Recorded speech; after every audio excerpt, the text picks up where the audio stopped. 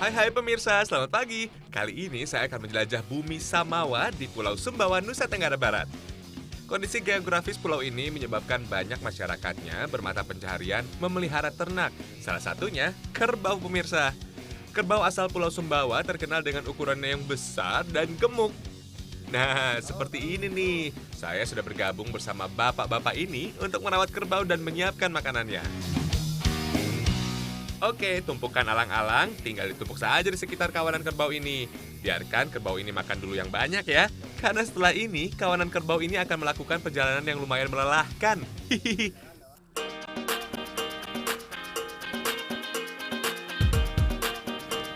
Halo, selamat pagi pemirsa. Kalau ngomongin soal keunikan yang ada di Indonesia itu nggak akan ada habisnya. Salah satu contohnya ada di Sumbawa. Di sini para peternaknya memiliki keunikan tersendiri dalam merawat ternaknya. Salah satunya menyeberangkan kerbau-kerbau yang banyak ini ke pulau yang ada di depan saya. Daripada penasaran, langsung kita gabung bersama Lautan Kerbau.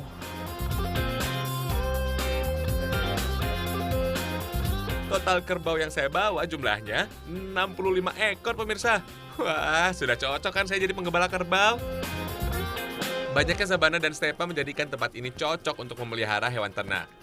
Tapi ketika musim hujan datang, mereka harus memindahkan kerbau-kerbau mereka ke tempat lain karena lahan sebelumnya akan digunakan masyarakat untuk berladang dan bercocok tanam.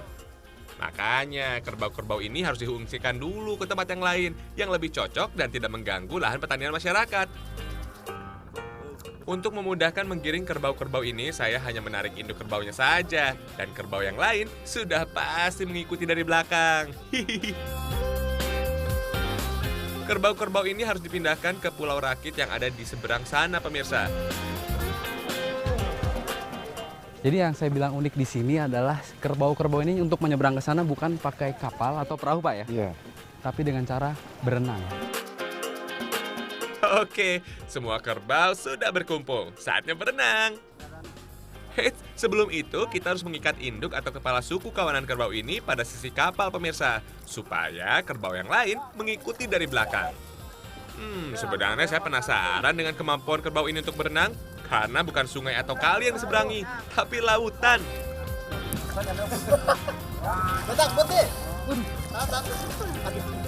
Kena semburan hidungnya, trot.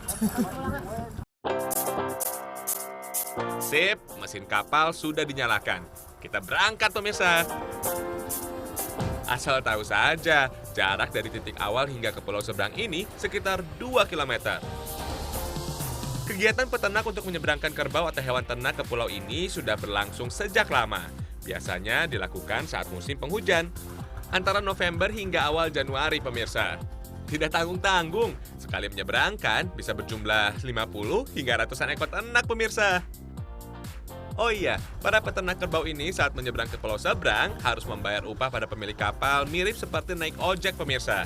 Biaya penyeberangan hewan ternak ini bergantung dari jumlah hewan yang diseberangkan.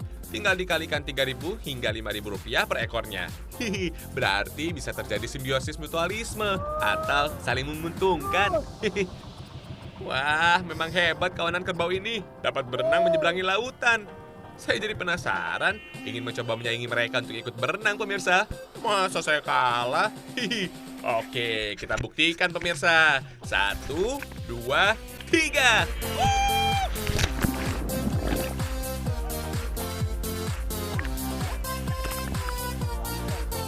Waduh, saya ternyata tidak kuat untuk mengimbangi kecepatan kerbau berenang.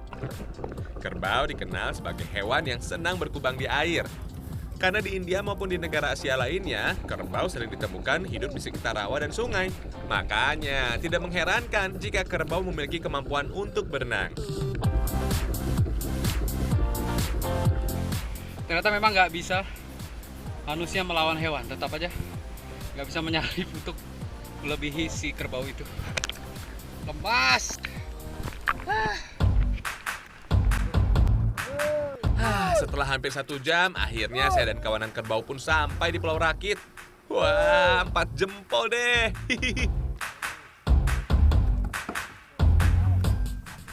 Setelah sampai di pulau ini, kerbau akan dilepas dan dibiarkan hidup bebas karena cadangan makanan bagi kerbau dan hewan ternak di pulau ini melimpah. Barulah 9 bulan kemudian, sang pemilik kerbau akan menjemput kembali kerbau mereka, pemirsa. Nah, tadi kan sudah main-main sama kerbau Sumbawa. Sekarang kayaknya sayang kalau nggak nyobain kuliner khas dari Sumbawa sini. Nah, kita mau bikin apa hari ini? Mau bikin bandura. Mandura. Mandura sama abon. Itu berbahan dasar dari ketan ya, beras ketan ya. Dan Langsung aja kita buat. Kita mau.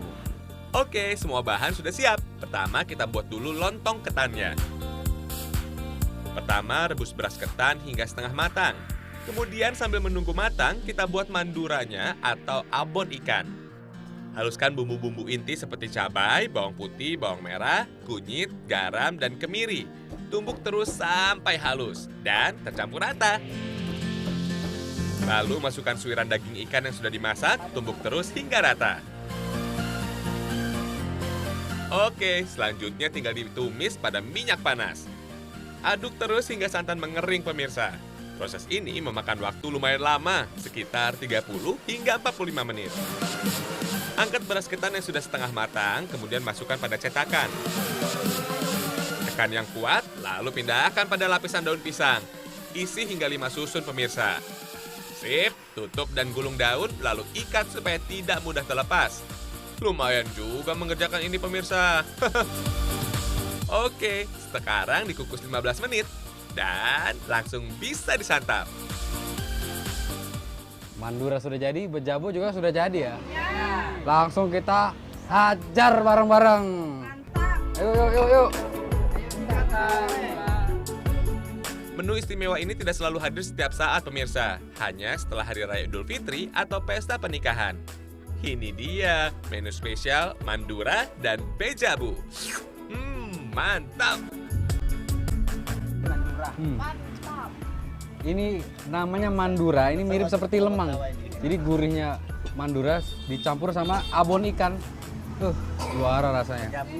Khas Sumbawa itu pasti ada pedasnya ya? Nyaman benar. Menyenangkan. Sumbawa memberi pengalaman dari keunikan setempat. Krisna Herdianto, Hendra Kaswara, Sumbawa, Nusa Tenggara Barat. Nyaman benar.